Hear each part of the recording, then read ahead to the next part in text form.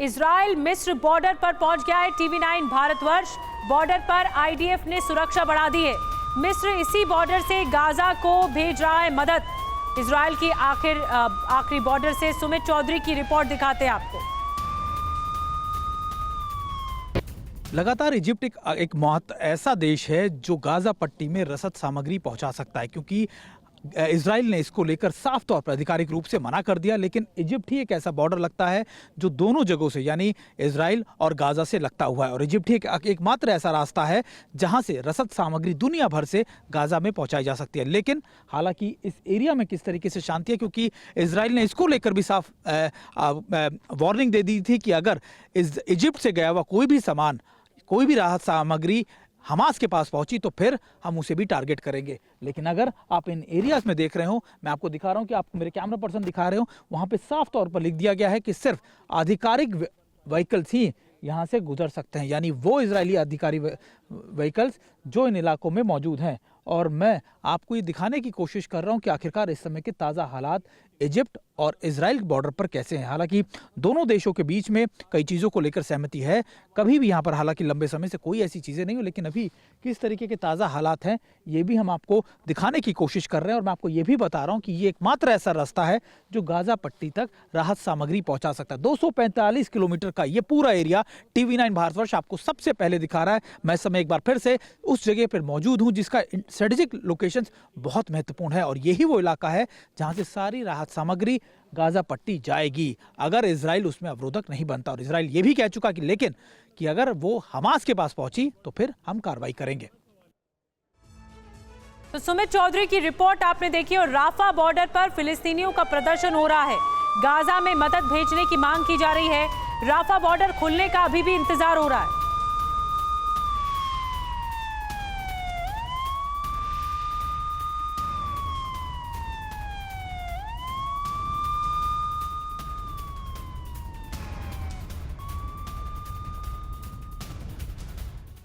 तो गाजा के आम नागरिकों को इस वक्त सबसे ज्यादा बेसब्री से इंतजार राफा बॉर्डर खुलने का है, जिससे कि उन तक मदद पहुंच सके, मदद सामग्री पहुंच सके।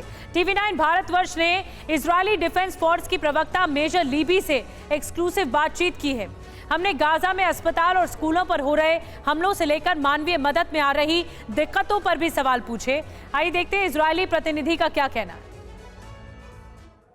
इजरायल और हमास के बीच युद्ध की स्थिति में इजरायल किस तरीके से तैयारी के साथ आगे ऑपरेशंस को अंजाम देने वाला है, इस बारे में बातचीत के लिए इजरायल डिफेंस फोर्स की प्रवक्ता लिबी वाइस हमारे साथ इस वक्त जुड़ चुकी हैं।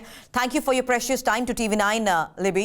At the scenario when I talk about the Rafah border areas, because as far as the operations are taking place, we see that there's a lot of a situation that is actually creating a cause of worry for the people who are not getting any sort of an aid.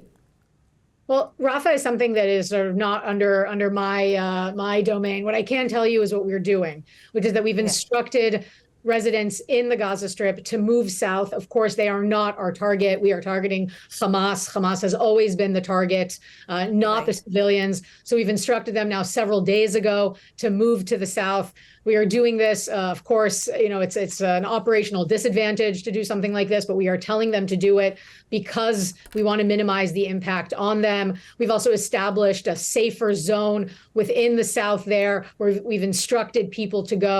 That is what we are doing. And of course, the issue of the humanitarian situation on the ground is something that Hamas has to address. They are the sovereign power within the Gaza Strip. They are responsible for the well-being of their public, and they are responsible for providing solutions to the civilians there. So how do you see a situation when we talk about the ground operations that are supposed to take place, moving more forward into Gaza? Well, whatever decision the government will make about a ground invasion is something, of course, that the IDF will carry out. First, our priority was to remove citizens within Israeli territory, keep them away from the border. We know that following the horrific invasion on October 7th, Hamas has continued attempts at infiltrating the border. We've already caught several terrorists, Hamas terrorists, still up until yesterday.